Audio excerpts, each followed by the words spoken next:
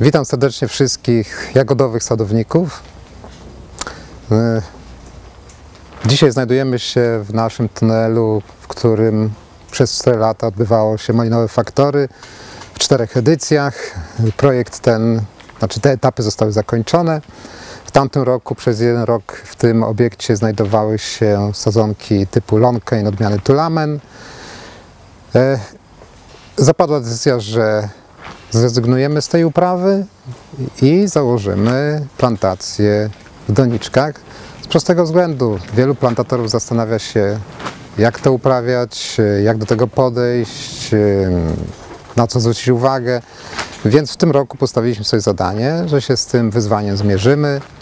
No i jak nam to wyjdzie, to zobaczycie w czasie naszych relacji, czy też może na koniec sierpnia i początek września. Wykorzystaliśmy zagony, które były uformowane do istniejącej plantacji w tamtym roku, więc one zostały przykryte agrowłókniną. Akurat ten materiał był pod ręką, więc go wykorzystaliśmy. Mamy tutaj po pierwsze kilka rodzajów podłoży i mamy też 2 rodzaje doniczek. Standardowym podłożem, który chcemy wykorzystać w tej uprawie, jest to podłoże na bazie włókna kokosowego. Podłoże zostało dostarczone przez firmę Agronom Plants, a podłoże jest z firmy Botanicor. Zostały napełnione doniczki o pojemności 7 litrów. Do każdej doniczki mamy podłączone 3 kapilary.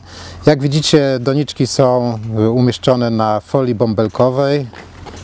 To ma zapobiegać, ma nam gwarantować dobry odpływ pożywki, a też zapobiegać porostowi przez mchy. Ta folia bąbelkowa, która została to wykorzystana, daje nam taką warstwę powietrza, która oddziela doniczkę od podłoża i w związku z tym zapobiega wyrastaniu korzeni z doniczek. Rozstawa, którą zastosowaliśmy, to jest 2 doniczki, co 50-45 cm, doniczka od doniczki. I to jest jeden typ, jedna jakby nasza kombinacja. Druga kombinacja, albo powiedzmy drugi system uprawy, tutaj mamy również podłoże kokosowe, tylko że jest umieszczone w doniczkach foliowych. Podłoże to jest sprasowane w kostkę. Rozstawiamy go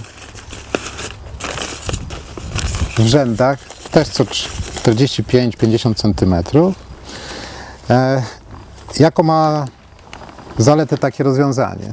Ma zalety kolosalne, z tego względu, że taką doniczkę dostajemy spakowaną na palecie w tej formie. Mało miejsca zajmuje.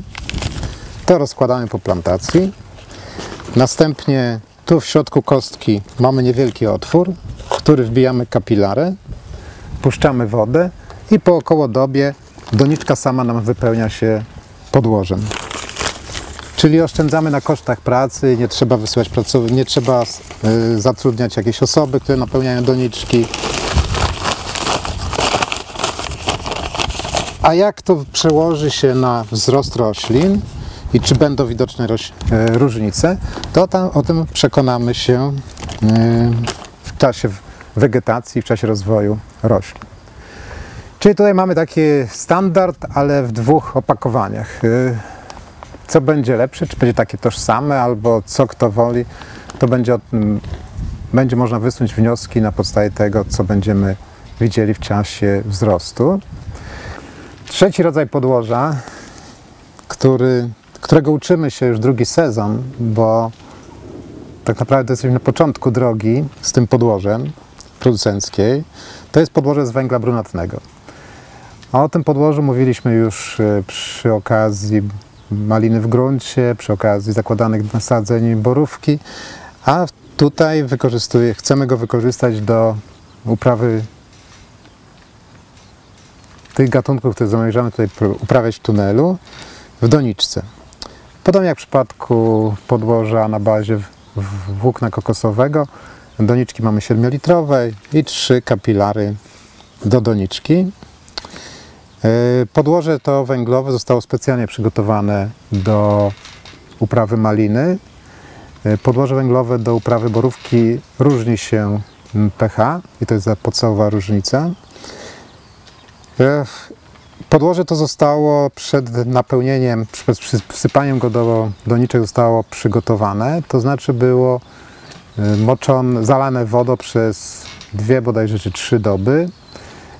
W jakim celu? Z tego względu, że wtedy węgiel chłonie wodę i bardzo łatwo go jest później podlewać właśnie przez system nawadniający. Jeśli byśmy wsypali samo suche podłoże od razu do doniczki, to takie nawilgocenie go w pełnym tym zakresie jest bardzo trudne, długim procesem.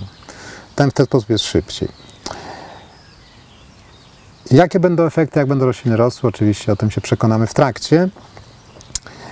Spodziewamy się tego, że doniczki, które są napełnione podłożem węglowym, będą musiały być prawdopodobnie trochę częściej nawadniane. To pewnie przewidujemy, że to będzie około 20-30% więcej. A raczej może nie tyle więcej wody, co częściej, około 20-30% częściej w porównaniu do substratu na bazie włókna kokosowego. Ale to wyjdzie w praktyce i okaże się. To takie jest wstępne założenie. Mamy wersję całkiem nowego podłoża. To jest podłoże mojego autorstwa, tak prawdę powiedziawszy. Znaczy dokładnie. Proporcje są 50% węgla brunatnego i 50% dodatku do tego. Jaki to jest dodatek, to dowiecie się Państwo, jak przyjedziecie na majnowe faktory, jeśli będzie w sierpniu, czy też na początku września, albo trzeba będzie po prostu poczekać na transmisję online, wrzesień, sierpień, zobaczymy, co nam z tego wyjdzie. W każdym razie dodaliśmy tutaj surowiec, który ma jeszcze zwiększyć właściwości sorpcyjne węgla, a też już widzę po tym w tej chwili, że zdecydowanie jest to podłoże też takie bardziej pulchne. No i myślę, że doskonale poprawi parametry samego węgla brunatnego. Co jest w tym, co zastosowaliśmy, to taka niespodzianka, którą dowiecie się na koniec tego sezonu.